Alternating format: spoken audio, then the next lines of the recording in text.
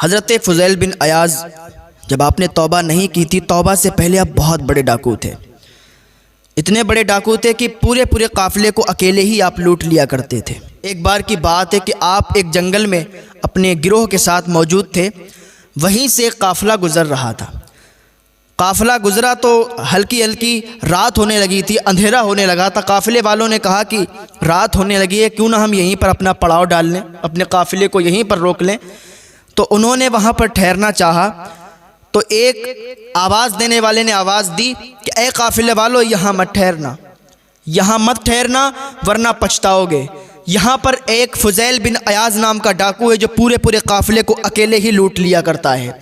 अगर तुम अपनी जान जोखिम में डालो, अगर तुम यहाँ लुटना चाहते हो तो यहाँ रुक जाओ, वरना यहाँ से चले जाओ, वरना लुट जाओगे। वो अकेला ही आके तुम्हें लूट लेगा।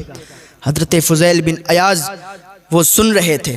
कानों में जब ये आवाज़ आई और काफ़िले वालों ने जब ये आवाज़ सुनी तो काफ़िले वाले वहाँ से चलने लगे। जैसे ही चलने लगे तो उधर से फ़ुज़ैल बिन अयाज़ ने आवाज़ दी कि ओ काफ़िले वालों, रुको, कहाँ जा रहे हो? मैं फ़ुज़ैल बिन अयाज़ जो आज तक सबसे बड़ा डाकू था, आज तक सबसे बड़ा डाकू था, मैं फ़ुज़ैल बिन अयाज़ हूँ और तुम्हारे सामने हूँ। और आज से मैं तौबा करता हूँ कि आज के बाद कभी भी मैं डाका नहीं डालूँगा, आज के बाद कभी भी मैं लोगों को लूटूँगा नहीं, काफ़िले वालों को नहीं लूटूँगा। क्योंकि हज़रत फ़ुज़ैल बिन अयाज़ के दिल में एकदम रिक्कत तारी हो गई और फ़ौरन उन्होंने सच्चे दिल से तौबा कर ली। फिर उन काफ़िले वालों को आपने अपने पास बुलाया, उनकी मेहमान नवाजी भी की। तो इंसान को तौबा करना चाहिए। जब भी तौबा इंसान करे, सच्चे दिल से एक बार तौबा कर ले, अल्लाह ताला माफ़ फरमाने वाला है, वो माफ़ फरमा देता है। अल्लाह फरमाता है, मेरे बंदे आ तो सही, मैं तेरी तौबा कबूल फरमाऊँगा। अल्लाह गफ़ूरुर रहीम है, वो एक तौबा से माफ़ फरमा देता है। इंसान चाहता है कि मैं बहुत बड़ा गुनाहगार हूँ, मैं क्या करूँ? आपको चाहिए कि सच्चे दिल से आप तौबा करें अल्लाह की बारगाह में, तो अल्लाह ज़रूर माफ़ फरमाने वाला है, वो माफ़ फरमा देगा। बस आएँ अल्लाह की बारगाह में, अपनी मस्जिदों को आबाद करें, अपने इबादत खानों को आबाद करें, इबादत करें अल्लाह की बारगाह में आके। फिर देखें अल्लाह ताला कैसे आपकी ज़िंदगियों में बहारें पैदा कर देता है। फिर देखें अल्लाह ताला कैसे आपकी ज़िंदगी में चार चांद लगा देता है। लोग कहते हैं कि हम तो तौबा करते रहते हैं, हम कोई गुनाह भी नहीं करते, फिर भी हम पे परेशानी, हम पे मुसीबतें आ जाती हैं। तो याद करें अपने नबी सल्लल्लाहु ताला अलैहि वसल्लम को कि आपने पेट पर पत्थर भी बांधे गए, आप पर कूड़ा भी डाला गया है, आपको तकलीफ़ें भी दी गई हैं तरह तरह की, लेकिन आपने कभी किसी के लिए बद्दुआ नहीं की।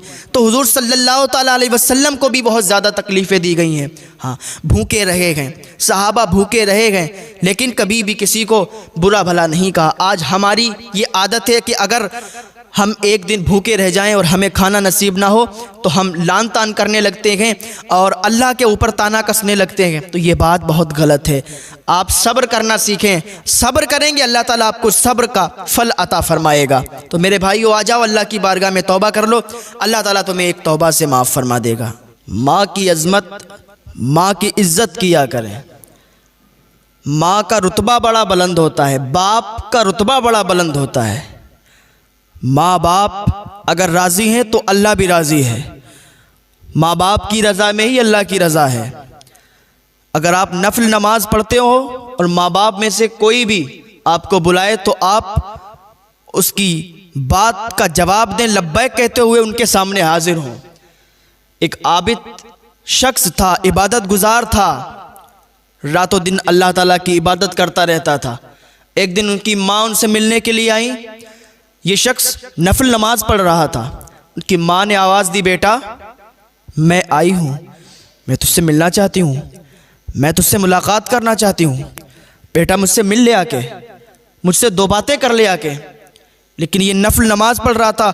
इसने सोचा, या अल्लाह मैं नमाज पढ़ रहा हूँ, नमाज तोड़ूँ या माँ से मुलाकात के लिए जाऊँ?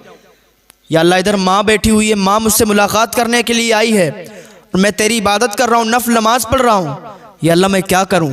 तो इसने नमाज को तरजीह दी और माँ से बात नहीं की, माँ के पास नहीं गया। माँ वापस लौट गई। दूसरे दिन फिर माँ आई। माँ ने फिर अपने बेटे को आवाज़ दी, बेटा मैं तुझसे मिलने के लिए आई हूँ, मैं तुझसे मुलाकात करने के लिए आई हूँ, बेटा दो तीन बातें मुझसे कर ले, बेटा मेरे पास बैठ जा, मुझे सुकून हासिल हो जाएगा। ये फिर नफल नमाज पढ़ रहा था। फ़ौरन इसने अल्लाह की बारगाह में अरीज़ा पेश किया, या अल्लाह मैं नमाज तोड़ूं तो माँ के पास जाऊं। इसने नमाज नहीं तोड़ी, फिर इसने नमाज को तरजीह दी, नफल नमाज को तरजीह दी और माँ से मुलाकात नहीं की। माँ का दिल टूट गया। माँ मायूस होकर फिर घर वापस चली गई और माँ ने इसके लिए बद्दुआ कर दी, या अल्लाह ये मुझसे मुलाकात करने के लिए नहीं आया, ऐ मेरे परवरदिगार इसको तू जलील और रुस्वा कर, और जब तक इसको मौत ना देना जब तक ये जलील और रुस्वा ना हो जाए। वो आबिद शख्स, वो इबादत गुजार शख्स, हर वक्त अल्लाह की इबादत करने वाला, माँ से सिर्फ मुलाकात नहीं की, इस वजह से माँ ने बद्दुआ दी। तो देखो क्या होता है। एक दिन ये नमाज पढ़ रहा है और ये जहाँ पर नमाज पढ़ता था वहाँ पर एक चरवाहा था जो बकरियाँ चराता था और वहाँ पर आराम करने के लिए बैठ जाया करता था। तो वहाँ पर उस चरवाहे ने जिना किया और कुछ दिनों के बाद जिससे जिना किया था उसका बच्चा हुआ। जब वो बच्चा हुआ तो उसने तोहमत लगा दी कि इसी आबिद का ये बच्चा है। उस औरत ने भी तोहमत लगा दी ये आबिद का बच्चा है, क्योंकि इधर माँ ने बद्दुआ की थी तो जलील तो उसे होना था। उस आबिद शख्स पर जब तोहमत लगी तो लोग आ गए अपने अपने हाथों में लाठी लेके, लोग उसके दरवाजे पर आ गए जहाँ पर वो इबादत करता था अल्लाह ताला की। उसके इबादत खाने को तोड़ने लगे, उसको बुलाने लगे, बाहर निकल, तू आबिद की शक्ल में शैतान है, तूने एक लड़की से जिना किया और वो बच्चा पैदा हुआ तो तू मानने को भी तैयार नहीं है। लोग इसको बुरा भला कहने लगे, जलील कहने लगे, जलील करने लगे और लोगों ने इसके इबादत खाने को तोड़ना शुरू कर दिया। ये बाहर निकला, लोगों से लाख गुना कहता रहा कि मैंने ये नहीं किया है, मैं गुनाहगार नहीं हूँ, मैंने जिना नहीं किया, अल्लाह के वास्ते मेरी बात मान लो। लेकिन कौन मानता। उस आबिद इंसान ने सोचा अब क्या करें। अल्लाह की बारगाह में फरियाद की, अल्लाह अब मैं क्या करूं कि लोग इनको मालूम चले कि मैं गुनाहगार नहीं हूं। उस आबिद इंसान ने क्या किया, वो उसी बच्चे के पास, अभी छोटा सा बच्चा है, वो उस बच्चे के पास गया और कहा, ऐ बच्चे तुझे हजरत मूसा अलैहिस्सलाम का वास्ता है, तू बोल और बता कि तू किसका बच्चा है, तू किसका बेटा है। वो छोटा सा बच्चा बोलता है कि मैं फुला शख्स का बेटा हूं, मेरा फुला बाप है। जब इतना उसने कहा ना तो मजमे से नारों की सदाएं बुलंद हो गईं और लोगों ने उससे माफ़ी तलब की और कहा, मैंने जो तुम्हारा घर, तुम्हारा इबादत खाना तोड़ा है मैं उसको सही कर दूंगा, सोने चांदी का बनवा दूंगा। उस आबिद ने कहा, तुम सोने चांदी का मत बनवाओ, जैसा मेरा इबादत खाना बना था तुम वैसा ही बना दो, क्योंकि उसे मालूम था कि माँ ने बद्दुआ दी है, माँ की बद्दुआ की वजह से मैं यहाँ जलील हुआ हूँ। तो माँ की बद्दुआ कभी मत लेना मेरे भाइयों, माँ से दुआएं ही लेना, बाप से दुआएं ही लेना। माँ बाप के कदमों के नीचे जन्नत है, माँ के कदमों के नीचे जन्नत है, तो बाप जन्नत का दरवाज़ा है। अपने माँ बाप को समझो, जब ये दुनिया से चले जाते हैं तो रेशम के तकिए पर भी नींद नहीं आती है। माँ बाप की इज्जत करो, उनकी सेवा करो। इंसान क्या सोचता है जब वो बूढ़ा हो जाता है, माँ बाप जब बूढ़े हो जाते हैं उनकी तमन्ना होती है कि मेरा बच्चा हमारा सहारा बनेगा, हमारे बच्चे, हमारी औलाद हमारा सहारा बनेंगे। वो बचपन में अपने दांतों से चबा चबा कर रोटियां खिलाता है, बचपन में उंगली पकड़ के अपने बच्चे को चलना सिखाता है। माँ ऐसी होती है कि बच्चे को गीले से निकाल के सूखे में लिटाती है और खुद गीले में सो जाती है।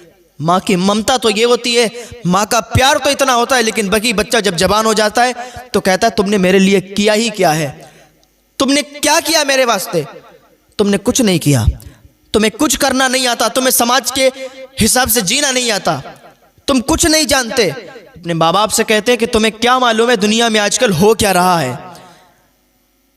वो माँ बाप जिन्होंने सख्त मेहनतों के बाद अपने बच्चों का पेट पाला है, अपने बच्चों के पेट भरे हैं, अपनी फैमिली को अच्छा खाना दिया, अच्छा कपड़ा दिया, अच्छा पहनने को दिया, लेकिन वही बच्चे माँ बाप के गुस्ताख बनते हैं ना, तो माँ बाप के दिल टूट जाते हैं, माँ बाप के दिल टूट जाते हैं।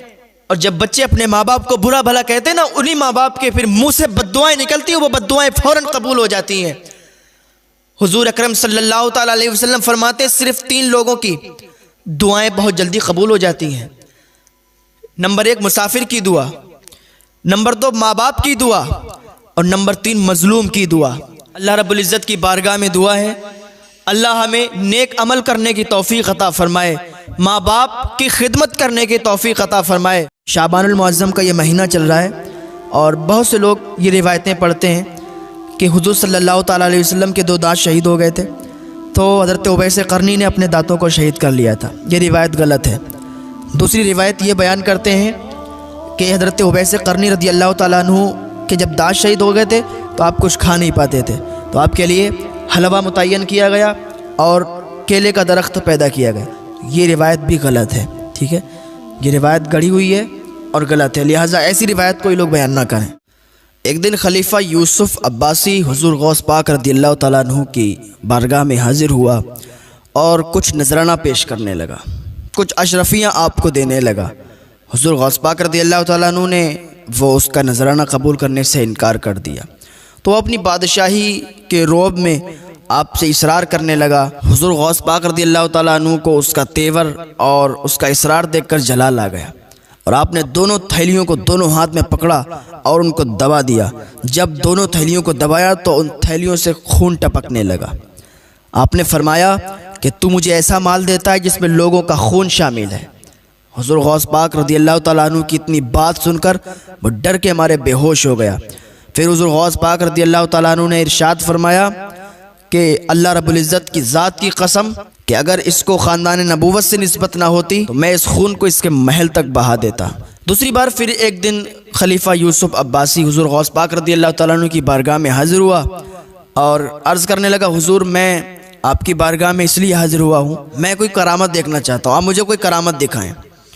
हुज़ूर गौस पाक रज़ियल्लाहु ताला अन्हु ने इरशाद फरमाया, क्या करामत देखना चाहता है, क्या देखना चाहता है?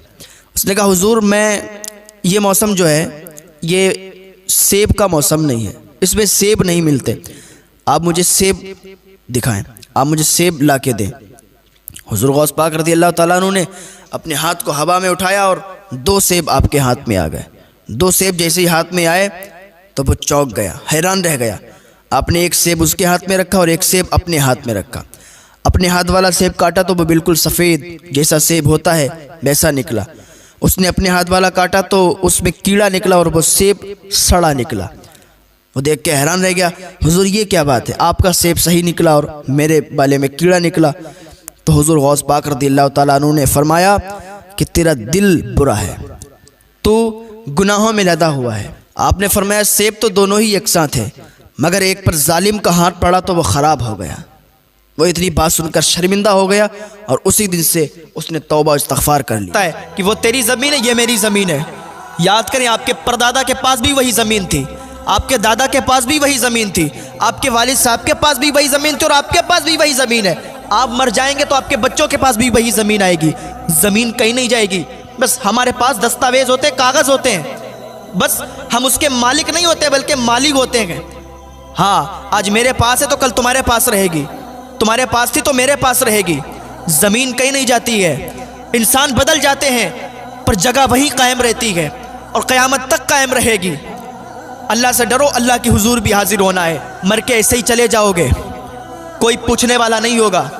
ये जिन पर तुम नाज करते हो ना, जिन दोस्तों पर तुम नाज करते हो, ये तुम्हें ऐसे ही छोड़ देंगे। घर वालों पर नाज करते हो, ऐसे ही छोड़ देंगे।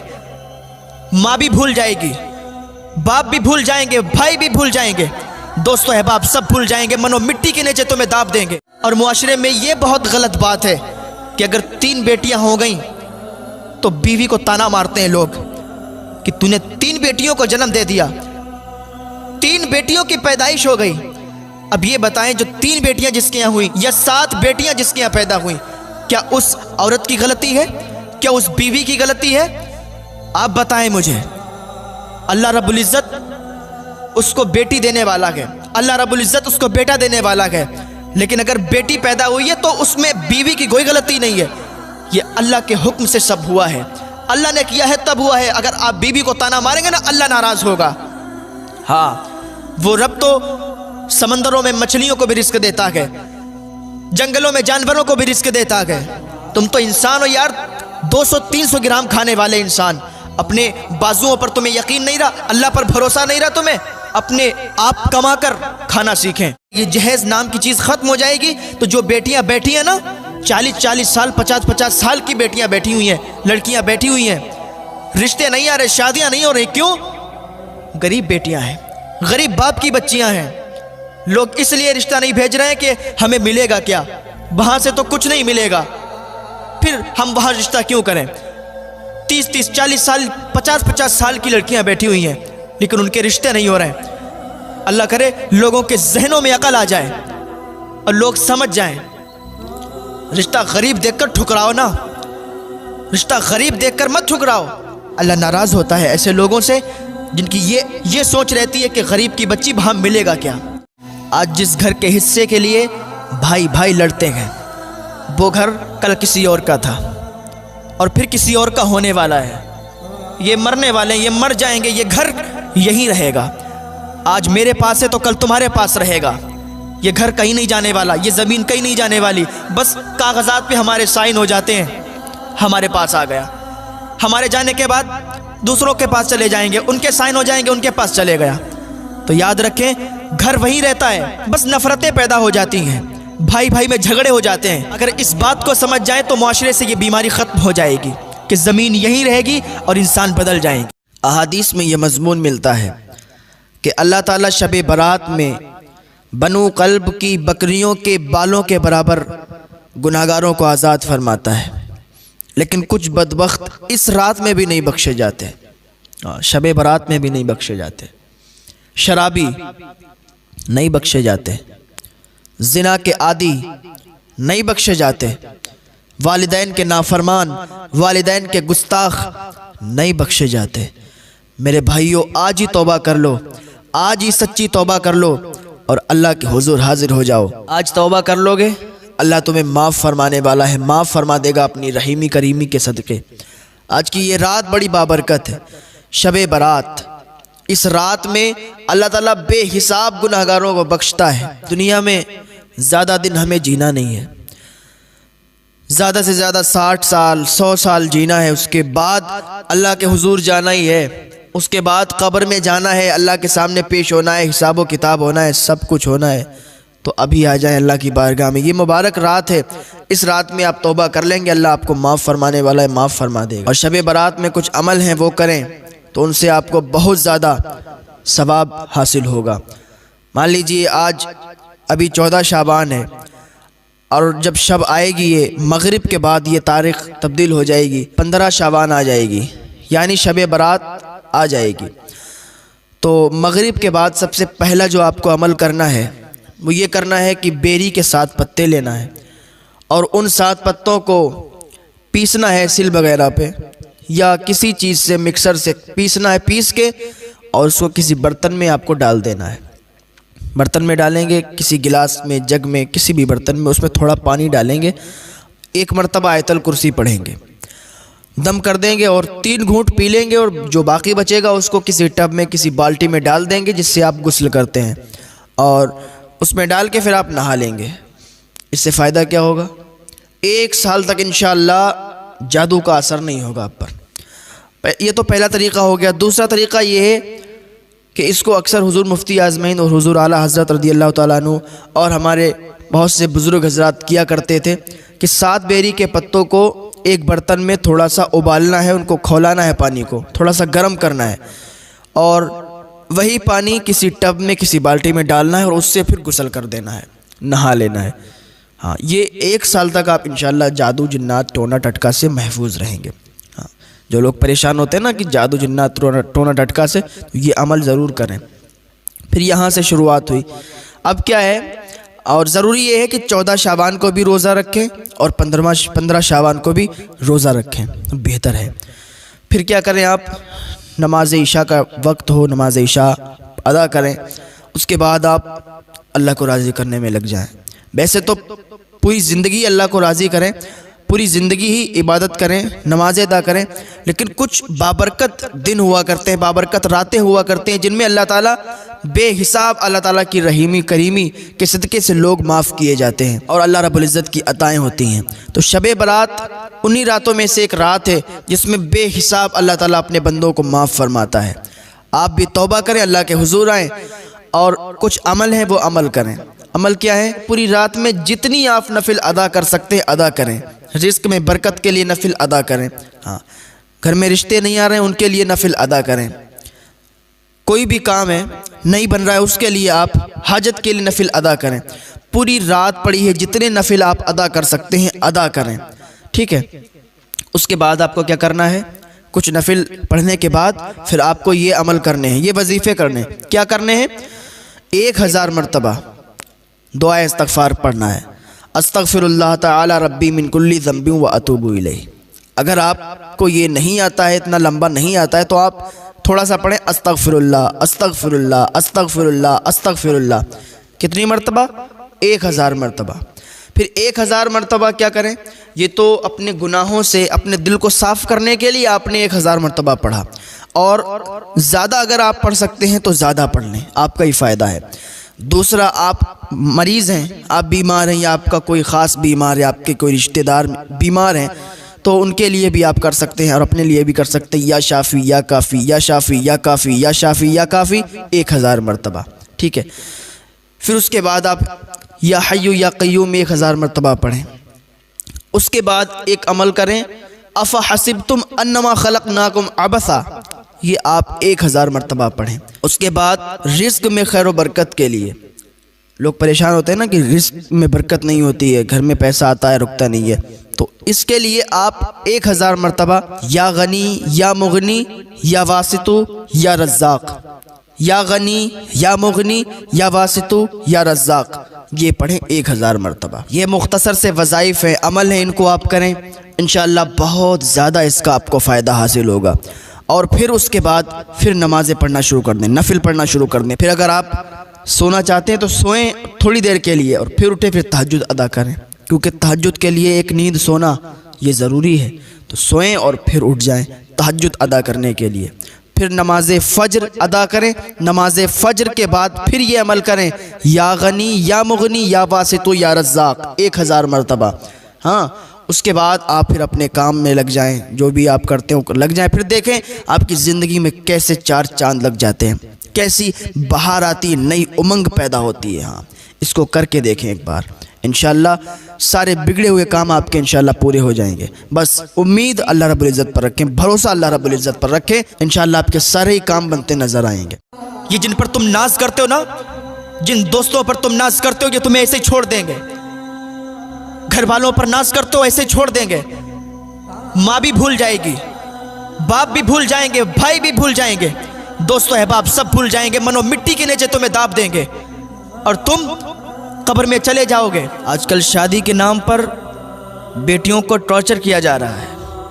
हम कहते हैं धुतकार के भगाना चाहिए ऐसे लोगों को जो आपसे जहेज़ की डिमांड करें, जलील करके भगाएं ऐसे लोगों को जो आपसे जहेज़ की डिमांड करें। हाँ, माशरे को बिगाड़ के रख दिया है कुछ लोगों ने। कोई कहता है मुझे बुलेट चाहिए, कोई कहता है मुझे 4 व्हीलर चाहिए, कोई कुछ मांगता है, कोई कुछ मांगता है। कई तो ऐसी शादियां हैं जो दरवाजे से लौट जाती हैं। एक बाप अपनी बेटी को पालता है और फिर उसको अपने घर से रुखसत करता है, उसको अपने घर से विदा करता है, इस उम्मीद पर कि जहां मेरी बेटी जाएगी खुश रहेगी, वो लोग इसे खुश रखेंगे। लेकिन जहेज़ की नाम पर जहेज़ की डिमांडें करते हैं लोग, जहेज़ के नाम पर बेटियों को टॉर्चर करते हैं कि तुम लाई ही क्या हो, तुम्हारे बाप ने दिया ही क्या है। मैं कहता हूँ ऐसे लोग अगर शुरू में कभी जहेज़ की डिमांड करें ना, उनकी अगर कभी शादी मत करना, अपनी बच्ची की कभी शादी मत करना, वरना ज़िंदगियाँ तबाह हो जाती हैं, ज़िंदगियाँ बर्बाद हो जाती हैं। पूरी ज़िंदगी ऐसे लोग टॉर्चर करते हैं कि तुम लाई ही क्या हो, तुम्हारे बाप ने तो फूटी कौड़ी नहीं दी।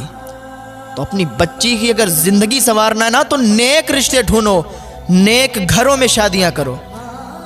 अगर कहीं रिश्ता तय हो गया है और लड़के वालों ने डिमांड कर दी है कि मुझे बुलेट चाहिए, मुझे ये चाहिए, मुझे वो चाहिए, फ़ौरन रिश्ता कैंसिल कर दें, फ़ौरन रिश्ता तोड़ दें। अगर रिश्ता नहीं तोड़ेंगे ना, पूरी ज़िंदगी आपकी बेटी पछताएगी। शादी हो जाएगी, शादी होने के बाद आपकी बेटी को टॉर्चर किया जाएगा। अगर आज समझ जाएंगे तो फिर कभी आप नुकसान नहीं उठाएंगे, कभी आप तकलीफ़ नहीं उठाएंगे। ऐसे घरों में रिश्ता करें कि जिन घरों में डिमांड नहीं की जाती, जिन घरों में जहेज़ की तलब नहीं होती, जहेज़ मांगा नहीं जाता है। यार इंसान अपनी बेटी दे देता है, बड़ी बात है।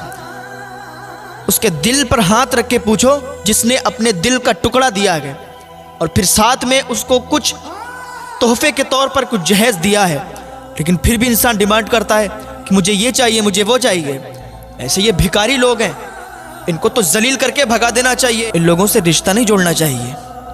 अगर आप ऐसा करते हैं, कहीं रिश्ता करते हैं, वहाँ से डिमांड आती है, फिर भी आप उसकी डिमांड पूरी करके और अपनी बच्ची की वहाँ शादी करते हैं, तो आप खुद अपनी बच्ची की ज़िंदगी बर्बाद कर रहे हैं और मुआशरे को बिगाड़ने में कहीं ना कहीं आपका हाथ है। जो लोग डिमांड करते हैं आपसे, उनके यहाँ फ़ौरन रिश्ता आप तोड़ दें। आप खुद उसको एक्सेप्ट करके और वहाँ अपनी लड़की की शादी कर देते हैं, तो इसमें आपकी गलती है।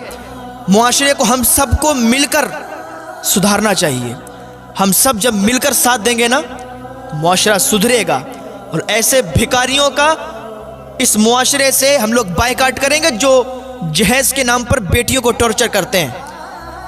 और अल्हम्दुलिल्लाह हम सब आपके साथ हैं, हर मोड़ पर आपका साथ देंगे। बेटियों को टॉर्चर किया जा रहा है, अल्हम्दुलिल्लाह हम सब आपका साथ देंगे। बस आप कदम तो बढ़ाएं, आप कदम बढ़ाएं, हम आपके साथ हैं। और जब ये माशरे से ये बुराई ख़त्म हो जाएगी, जहेज़ नाम की चीज़ ख़त्म हो जाएगी, तो जो बेटियां बैठी हैं ना, 40-40 साल 50-50 साल की बेटियां बैठी हुई हैं, लड़कियां बैठी हुई हैं, रिश्ते नहीं आ रहे, शादियां नहीं हो रही, क्यों? गरीब बेटियां हैं, गरीब बाप की बच्चियां हैं। लोग इसलिए रिश्ता नहीं भेज रहे हैं कि हमें मिलेगा क्या, वहाँ से तो कुछ नहीं मिलेगा, फिर हम वहाँ रिश्ता क्यों करें। 30-30 40 साल 50-50 साल की लड़कियां बैठी हुई हैं, लेकिन उनके रिश्ते नहीं हो रहे हैं। अल्लाह करे लोगों के जहनों में अकल आ जाए और लोग समझ जाएं। रिश्ता गरीब देखकर ठुकराओ ना, रिश्ता गरीब देखकर मत ठुकराओ। अगर अमीर बाप की बच्ची तुमने अपने निकाह में ले भी ली, अमीर बाप की बच्ची से तुमने शादी कर भी ली, तो तुम्हें क्या मालूम वो अय्याश निकल जाए? तुम्हें क्या मालूम तुम्हें धोखा देकर किसी दूसरे के साथ फरार हो जाए? अमीर बाप की बच्ची से भी निकाह करें और गरीब बाप की बच्ची से भी निकाह करें। ऐसा नहीं है कि गरीबी की बिना पर तुम गरीब की बच्ची को छोड़ दो, गरीबी की बिना पर गरीब की बच्ची से शादी ना करो। अल्लाह नाराज़ होता है ऐसे लोगों से जिनकी ये सोच रहती है कि गरीब की बच्ची वहाँ मिलेगा क्या। अरे यार, अल्लाह का दिया आपके पास सब कुछ है, और अगर कुछ नहीं है तो फ्री का लेना चाहते हो। अपने हाथों से कमाना सीखें। क्या आपको अपने बाजुओं से यकीन उठ गया? क्या आप मर्द नहीं हैं जो अपने हाथों से कमा नहीं सकते, जो आप मेहनत करके कमा नहीं सकते, अपने बीवी बच्चों को पाल नहीं सकते, जो आप जहेज की डिमांड करते हैं? क्या आपको अल्लाह पर भरोसा नहीं है? वो रब जो समंदर में मौजूद मछलियों को रिस्क देता है, क्या वो आपको रिस्क नहीं देगा? और मुआशरे में ये बहुत गलत बात है कि अगर 3 बेटियां हो गई तो बीवी को ताना मारते हैं लोग कि तूने 3 बेटियों को जन्म दे दिया, 3 बेटियों की पैदाइश हो गई। अब ये बताएं, जो 3 बेटियां जिसके यहाँ हुई या 7 बेटियां जिसके यहाँ पैदा हुई, क्या उस औरत की गलती है? क्या उस बीवी की गलती है? आप बताएं मुझे। अल्लाह रब्बुल इज़्ज़त उसको बेटी देने वाला है, अल्लाह रब्बुल इज़्ज़त उसको बेटा देने वाला है, लेकिन अगर बेटी पैदा हुई है तो उसमें बीवी की कोई गलती नहीं है। ये अल्लाह के हुक्म से सब हुआ है, अल्लाह ने किया है तब हुआ है। अगर आप बीवी को ताना मारेंगे ना, अल्लाह नाराज़ होगा। हाँ, वो रब तो समंदरों में मछलियों को भी रिस्क देता है, जंगलों में जानवरों को भी रिस्क देता है। तुम तो इंसान हो यार, 200-300 ग्राम खाने वाले इंसान।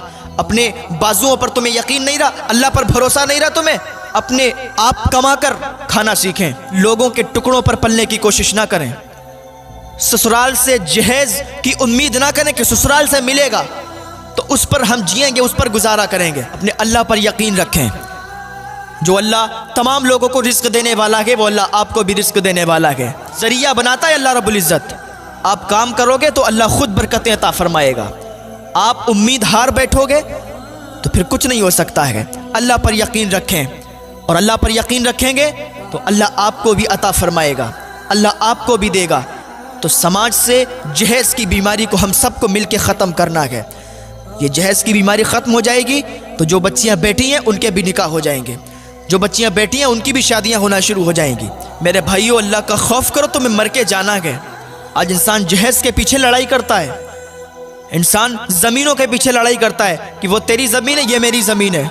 याद करें, आपके परदादा के पास भी वही ज़मीन थी, आपके दादा के पास भी वही ज़मीन थी, आपके वालिद साहब के पास भी वही ज़मीन थी और आपके पास भी वही ज़मीन है। आप मर जाएंगे तो आपके बच्चों के पास भी वही ज़मीन आएगी। ज़मीन कहीं नहीं जाएगी, बस हमारे पास दस्तावेज होते हैं, कागज़ होते हैं, बस हम उसके मालिक नहीं होते बल्कि मालिक होते हैं। हाँ, आज मेरे पास है तो कल तुम्हारे पास रहेगी, तुम्हारे पास थी तो मेरे पास रहेगी। ज़मीन कहीं नहीं जाती है। इंसान बदल जाते हैं पर जगह वहीं कायम रहती है और क़यामत तक कायम रहेगी। अल्लाह से डरो, अल्लाह की हुजूर भी हाजिर होना है। मर के ऐसे ही चले जाओगे, कोई पूछने वाला नहीं होगा। ये जिन पर तुम नाज करते हो ना, जिन दोस्तों पर तुम नाज करते हो, ये तुम्हें ऐसे ही छोड़ देंगे। घर वालों पर नाज करते हो, ऐसे छोड़ देंगे। माँ भी भूल जाएगी, बाप भी भूल जाएंगे, भाई भी भूल जाएंगे, दोस्तों अहबाब सब भूल जाएंगे। मनो मिट्टी के नीचे तुम्हें दाब देंगे और तुम कब्र में चले जाओगे और फिर हिसाब किताब होगा। उस दिन क्या जवाब दोगे? अल्लाह के अजाब से बचो और तौबा करो और समाज से जहज की बीमारी को ख़त्म करो। शब बारात, इस रात में तमाम हजरात जागते हैं, गुनाहों से तौबा करते हैं, माफ़ी तलाफ़ी करते हैं, इबादत करते हैं, अल्लाह को राज़ी करते हैं। लेकिन कुछ हमारे भाई ऐसे भी होते हैं जो इस रात को नाम तो जागने का देते हैं, लेकिन उन्हें यही नहीं मालूम कि रात जागने का मतलब क्या होता है। बहुत से लोग तो मस्जिद में आके नमाज अदा करते हैं, गुनाहों से तौबा करते हैं, लेकिन वहीं पर कुछ ऐसे नौजवान भी हैं कि वो रात में गाड़ी बाइक लेके निकल जाते हैं, कभी इस होटल पर चाय पीते हैं, कभी उस होटल पर चाय पीते हैं, कभी यहाँ पार्टी करते हैं, कभी वहाँ पार्टी करते हैं और सुबह को सबको यही बताते हैं कि रात हमने भी जागी है। यार, ये रात जागना हो गया है?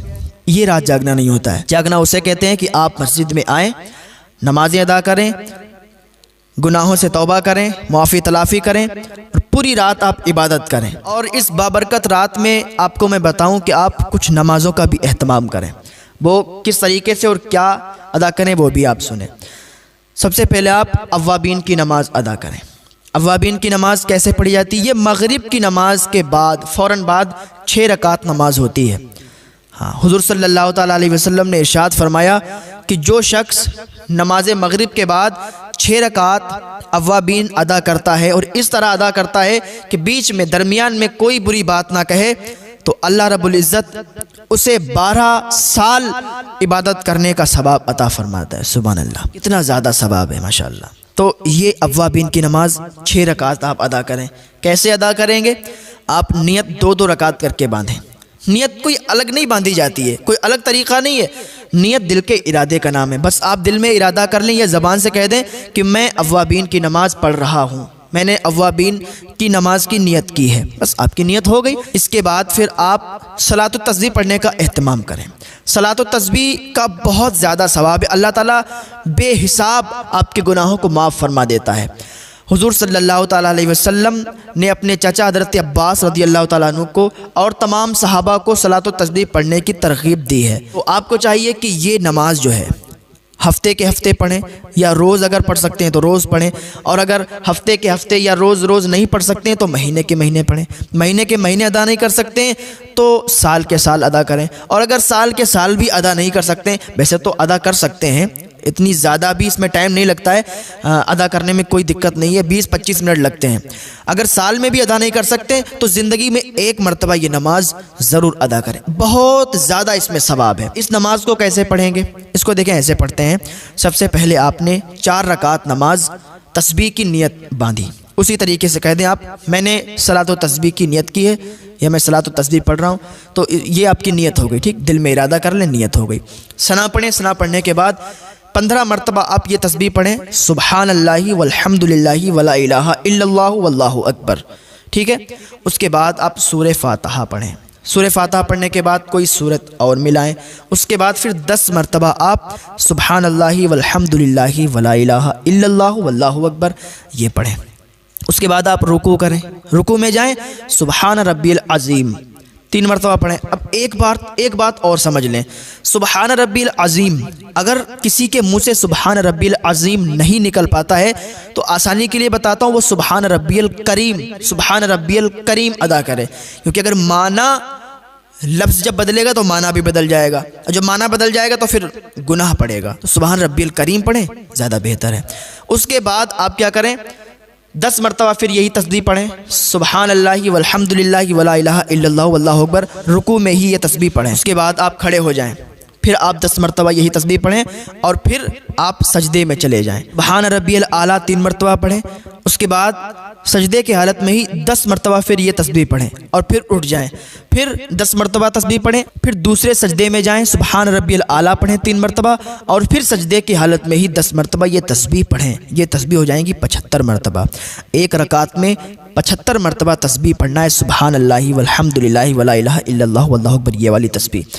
फिर आप फिर दूसरी रकात के लिए खड़े हो जाएं। फिर जब दूसरी रकात के लिए खड़े होंगे फिर 15 मरतबा, जैसे आपने सना के बाद 15 मरतबा पढ़ी थी तस्बीह, उसी तरीके से दूसरी रकात में आपको सना फिर नहीं पढ़ना है, फिर सिर्फ तस्बीह पढ़ना है, सुबहान अल्लाहि वल्हम्दुलिल्लाहि वला इलाहा इल्लल्लाहु वल्लाहु अकबर।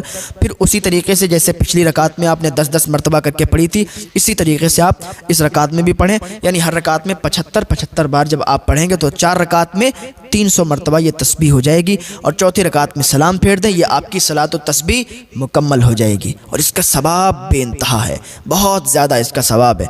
अल्लाह ताला की बारगाह में दुआ है कि हमारे भाइयों को तौफीक अता फरमाए कि वो सलात व तस्बीह अदा करें। उसके बाद क्या करना है आपको देखें, इशराक की नमाज आप अदा करें। इशराक की नमाज कैसे अदा करेंगे? इशराक की नमाज का टाइम होता है सूरज तुलू होने के 20 मिनट के बाद इशराक का टाइम शुरू हो जाता है।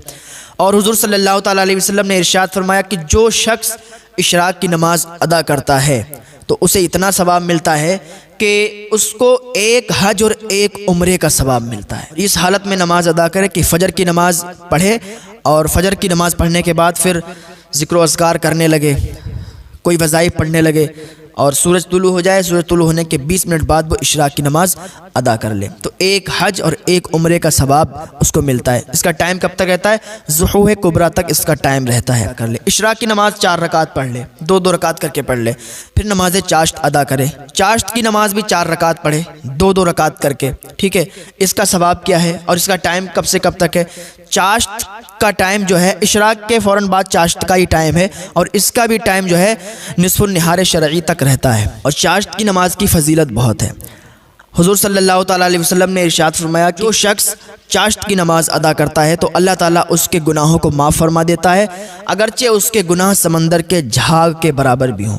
एक है कितनी ज़्यादा इसमें बरकत और कितनी ज़्यादा फजीलत है।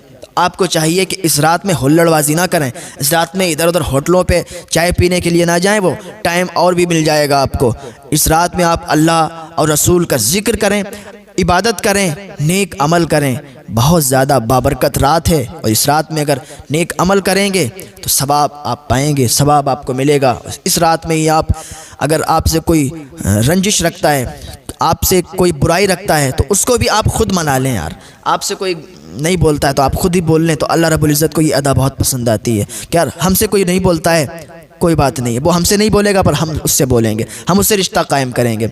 या आपकी किसी से लड़ाई हो गई, आप उससे नहीं बोलते हैं तो आपको चाहिए कि इस रात में उससे सुलह कर लें, उससे बोलें, हाँ उससे दोस्ती कर लें, ठीक। ये अदा बहुत पसंद आती है। और जो भी आपके ऊपर किसी का हक़ आता है अदा कर दें।